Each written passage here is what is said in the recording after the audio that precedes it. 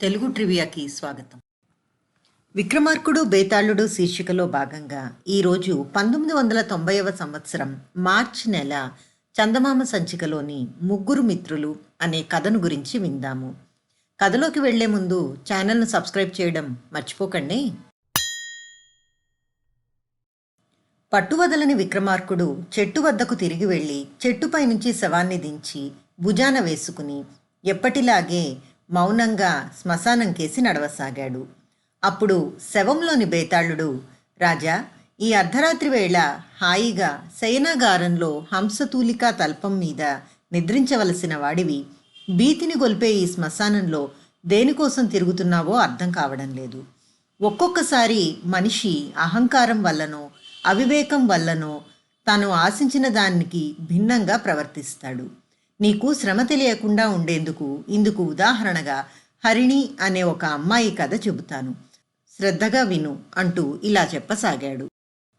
పూర్వం దండకారణ్యంలో ఒక గురుకులం ఉండేది. దాని ఆచార్యుడు విద్యాసాగరుడు. ఏ రాజాశ్రయమూ లేకపోవడం వల్ల ధనికులెవరూ తమ బిడ్డలను ఆ గురుకులానికి పంపేవారు కాదు. దానితో విద్యాసాగరుడికి గురుకులం నిర్వహణ కష్టసాధ్యంగా ఉండేది. ఆయన సామాన్యుల పిల్లల్నే తన శిష్యులుగా చేసుకుని వారి అభిరుచిని గ్రహించి అందుకు తగ్గట్టు ఆయా విద్యలలో శిక్షణ ఇచ్చేవాడు. గురుకులంలో కొత్తగా హరిణి అనే అమ్మాయి సాహిత్యాధ్యయనం కోసం వచ్చి చేరింది. సంగీతాన్ని అభ్యసిస్తున్న మల్లినాథుడు అనేవాడు, ఖడ్గ విద్యను నేర్చుకుంటున్న శశిధరుడు అనేవాడు ఆమెకు పరిచయం అయ్యారు. వాళ్ల మధ్య స్నేహం దినదిన ప్రవర్ధమానం కాసాగింది. హరిణికి సంగీతం అంటే ప్రత్యేకమైన అభిమానం. ఆమె మల్లినాథుడు శ్రావ్యంగా పాడే పాటలను ఎంతో ఆసక్తితో వినేది. ఖడ్గ విద్యను నేర్చుకునే శశిధరుడు కూడా కళాపిపాసే. కానీ ఎందువల్లనో అతడు ఏ కళలోనూ ప్రావీణ్యాన్ని సంపాదించుకోలేకపోయాడు. కొన్నాళ్లకు హరిణి మంచి కవయిత్రి అయ్యింది. మల్లినాథుడు గొప్ప సంగీత విద్వాంసుడయ్యాడు. శశిధరుడు ఖడ్గ విద్యలో ఆరితేరాడు. ఒకనాడు విద్యాసాగరుడు వాళ్లతో, నేటితో మీ శిక్షణ పూర్తయింది, ఇక మీ అదృష్టాలను వెతుక్కుంటూ వెళ్ళండి అని శుభం కలగాలని ఆశీర్వదించి సాగనంపాడు. శశిధరుడు గుర్రం మీద ఒక అడవి గుండా తన ఊరుకు వెళుతూ ఉండగా కొందరు ముసుగు మనుషులు ఒంటరిగా ఉన్న ఒకరి మీద దాడి చేయడం కంటపడింది. అతడు వెంటనే ఒర నుంచి కత్తి దూసి ఆ ముసుగు మనుషులను ఎదుర్కొన్నాడు. మెరుపులా తిరిగి అతడి కత్తి దాటికి తట్టుకోలేక వాళ్ళు చిందరవందరగా పారిపోయారు. కొద్దిగా గాయపడి నేల మీద పడి ఉన్న ఆ వ్యక్తి శశిధరుడితో, నేను ఈ దేశాన్నేలే రాజును, వేటకై వచ్చి నా పరివారం నుంచి వేరుపడ్డాను. ఈ ముసుగు మనుషులు బందిపోట్లై ఉండాలి. వాళ్లను త్వరలోనే నా భటుల చేత వేటాడించి తీరుతాను. నువ్వెవరివి? నువ్వు చేసిన సాయం ఎంతో మెచ్చదగినది అన్నాడు. మహారాజా, తమ ప్రశంస నాకు కాదు, మా గురువు గారికి చెందాలి అన్నాడు శశిధరుడు. మీ గురువు అంత గొప్పవాడా? ఏం కావాలో కోరు, ఇస్తాను అన్నాడు రాజు. మా గురువుగారైన విద్యాసాగరుల వారికి గురుదక్షిణ ఇచ్చుకునే శక్తి లేనివాడిని. ఆయన నడుపుతున్న గురుకులానికి ఏదైనా ద్రవ్య సహాయం చేయండి చాలు అన్నాడు శశిధరుడు. రాజు నగరం చేరగానే ప్రాణాలకు తెగించి తనను కాపాడిన శశిధరుణ్ణి అంగరక్షకుడిగా నియమించుకున్నాడు. అతడి గురువుకు ఒక రాజోద్యోగి ద్వారా చాలా ధనం పంపాడు. ఒకనాడు శశిధరుడు ఆ నగరంలోనే నివసిస్తున్న మల్లినాథుణ్ణి చూడబోయాడు. అతడి కుటుంబం చాలా పేదరికంలో ఉన్నది. మల్లినాథుడి దగ్గర కొందరు పిల్లలు సంగీతం నేర్చుకుంటున్నారు. అయినా అతడికొచ్చే ఆదాయం బహుస్వల్పమని శశిధరుడు గ్రహించాడు. తన మిత్రుడు రాజుగారి కొలువులో చేరాడని విని మల్లినాథుడు చాలా సంతోషించి శశిధరుడితో, మిత్రమా, ఎలాగైనా నీ పలుకుబడి ఉపయోగించి రాజుగారి ఆస్థానంలో నాకు ఉద్యోగం వచ్చేలా ప్రయత్నించు అన్నాడు. అయితే శశిధరుడు అతన్ని రాజుగారికి పరిచయం చేయకుండా రాజాస్థానంలోని ఉన్నతోద్యోగులకు, నగర ముఖ్యులకు మల్లినాథుడు గొప్ప సంగీత విద్వాంసుడంటూ చెప్పాడు. వారిలో సంగీతాభిమానులు కొందరు అతడికి సంగీత శిక్షణాలయం పెట్టేందుకు ప్రోత్సాహం ఇచ్చారు. శశిధరుడు కూడా అతడికి అప్పుడప్పుడు తన చేతనైన ఆర్థిక సాయం చేశాడు. కొద్ది కాలంలోనే సంగీతంలో మల్లినాథుడికున్న ప్రజ్ఞ గురించి నగరంలోని ముఖ్యులందరికీ తెలిసిపోయింది. వాళ్ళు అతడి చేత తరచుగా సంగీత కచేరీలు పెట్టించసాగారు. అతడి పాట వినేందుకు ప్రతి కచేరీకి వస్తున్న ఒకే ఒక వ్యక్తి హరిణి. శశిధరుడు తీరిక ఉన్నప్పుడు వాటికి హాజరవుతూ ఉండేవాడు.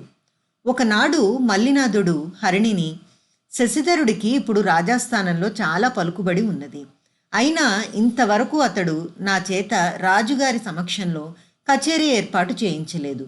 ఇందుకు కారణం అతడికి నా కీర్తి ప్రతిష్టల పట్ల గల అసూయ అయి ఉండవచ్చు. ఏమైతేనేం, నువ్వు అతడికి చెప్పి రాజాస్థానంలో నా కచేరీ జరిగేలా చూడగలవా అన్నాడు. హరిణి శశిధరుణ్ణి చూడబోయి మల్లినాథుడి పాట కచేరీ రాజాస్థానంలో జరిగేలా చూడమని కోరింది. కొద్ది రోజుల్లోనే శశిధరుడి ప్రయత్నం వల్ల రాజుగారి ఎదుట మల్లినాథుడు సంగీత కచేరీ చేశాడు. అతడి గానానికి ముగ్ధుడైన రాజు మల్లినాథుడు ఊహించని రీతిలో అతడికి గొప్పగా ధనం ఇచ్చి సత్కరించాడు. అతడి సంగీత శిక్షణాలయం నగరంలోనే కాక మొత్తం రాజ్యంలోనే ప్రముఖ స్థానానికి చేరుకున్నాడు.